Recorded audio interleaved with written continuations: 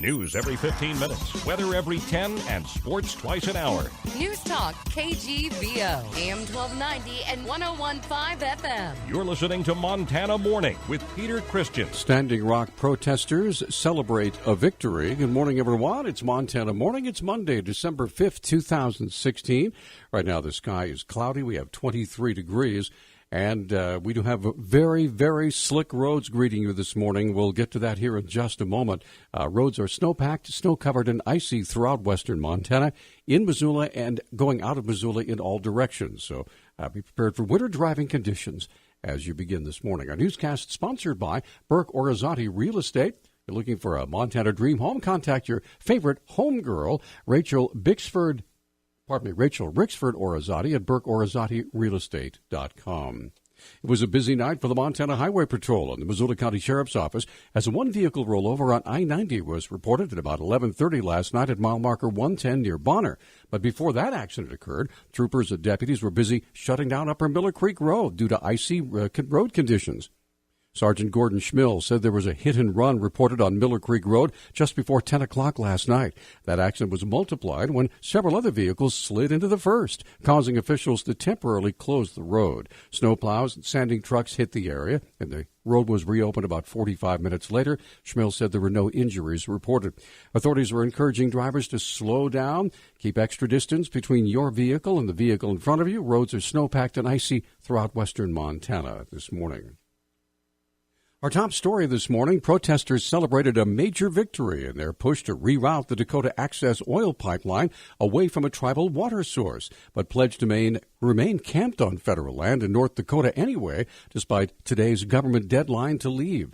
Hundreds of people at the Oseti-Sakoan, or Seven Council Fires encampment, cheered and chanted, "Water is life" in Lakota Sioux after the Army Corps of Engineers refused Sunday to grant the company permission to extend the pipeline beneath a Missouri River reservoir. What started as a typical traffic stop over some missing headlights ended with an off-road vehicle chase down a popular Missoula Riverside Trail. Missoula Police Public Information Officer Travis Welsh said the incident occurred about 9:20 on Thursday night. An officer initiated a traffic stop on a vehicle in the 100 block of South Higgins Avenue. As it happened, another vehicle was in between them and actually pulled over thinking the officer had intended them to stop, which wasn't the case. And when the officer motioned that vehicle to continue on its way, the first vehicle, the one that he intended to stop, continued also. The officer pursued, trying to get the vehicle to pull over a second time. He followed the vehicle across the Higgins Avenue Bridge and then attempted to stop it a second time. Instead of yielding again, the vehicle picked up speed and drove down Station Drive along the river and then on the Kim Williams Trail, where it eventually had to stop, and the female driver was taken into custody without incident. In the end, police arrested 26-year-old Mary Hansen, who now faces at least 6 charges, including eluding a police officer, reckless endangerment, and possession of drug paraphernalia. Law enforcement has had to deal with a number of high-speed chases recently, each of which involved a number of felony charges. Missoula Chief Deputy County Attorney Jason Marks said it appears methamphetamine use is a common theme. It's actually been fairly bad, I would say, 2 weeks, really. I mean, in the last 2 weeks, we filed 27 new felony cases and have, counting what we're going to be charging, had a total of 4 high-speed pursuits, all involving drivers involved with, to one degree or another, with methamphetamine. Mark said the county attorney's office is filing meth distribution charges against 25-year-old Amy Johnson, caught by police after she spun out on I-90 after going up to 110 miles per hour and driving against the flow of traffic going the other way. When she was taken out of her vehicle, Marks said she still had a drug needle in her arm. Though the meth may end up in Missoula, Marks says it usually doesn't begin here.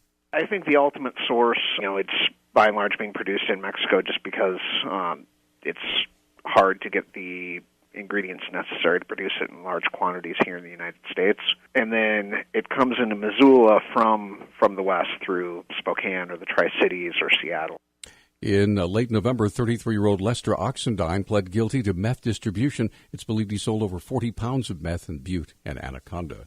Last Wednesday, former Commissioner of Higher Education Sheila Stearns got a most unexpected phone call at home from current Commissioner Clayton Christian, asking her to be the interim president of the University of Montana. Stearns said she had to weigh some important concerns. First was, do I have a real commitment to whatever the task would be? And, of course, to assist the University of Montana in a time of transition and turmoil, the answer to that was a big, emphatic yes. Stern said every presidential search she's ever been a part of said they just want the new person to be able to, quote, walk on water, end quote. She named some important qualities, though, necessary for the new president. Wisdom and intelligence and and communication skills and a real sensitivity to students and to learning and to the values of the university and its role in a state and in a community. Stern said Commissioner Christian told her he hopes to hire a search firm, meet candidates, and have a new president chosen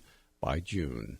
At last Wednesday's Missoula City Council's Committee of the Whole, members heard reports from experts involved in financing the debt incurred by purchasing the Mountain Water Company.